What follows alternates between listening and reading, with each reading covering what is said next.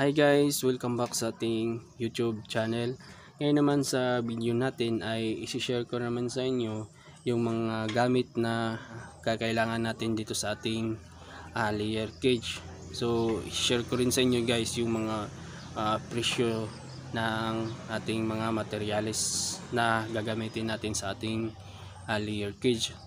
So, unang-una guys, yan. So, ito yung sanitary pipe na D4, tapos yung PVC pipe blue. Yan, na 3/4. Tapos yun yung patente. Yan, solvent, dalawang ball valve. Yan, tapos male adapter, tapos female adapter, tapos yung elbow.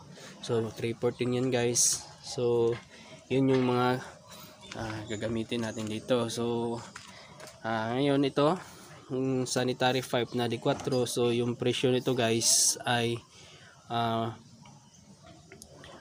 400 pesos. Tapos ito naman yung presyo naman ng ating PVC pipe blue ay 100 pesos. So yan, so 100 pesos bawat isa nito. Tapos yung ito naman, so yung Neltex, so yung PVC pipe solvent, so yung presyo naman nito ay 85 pesos. Tapos ito guys, yan, so yung presyo naman nito ay 60 pesos. So 3/4 din yung size, so plain, so walang thread yan sa loob.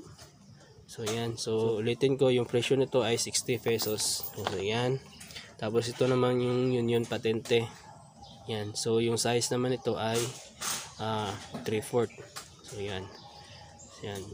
So yung presyo nito ay 65 pesos. Yan. So dalawa din yan. So tapos itong male adapter. So yan, yung isa, yung presyo naman ito ay 16 pesos. So yan. Tapos ito namang female adapter, so yan, so ganun din yung, so yung presyo naman ay 14 pesos. So yan, so may thread yan sa loob. So yan. Tapos itong elbow, yan, yung size naman nito ay 3/4. So yung presyo niyan ay 15 pesos. Ayan, so 3/4.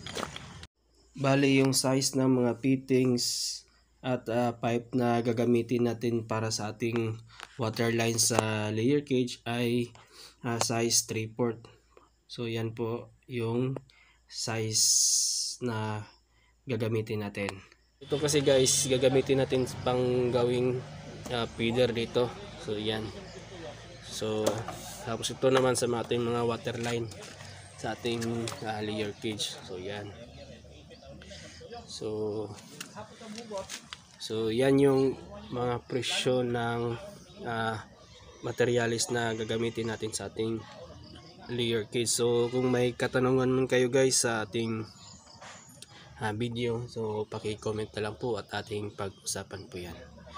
So hanggang dito lang muna at maraming salamat po.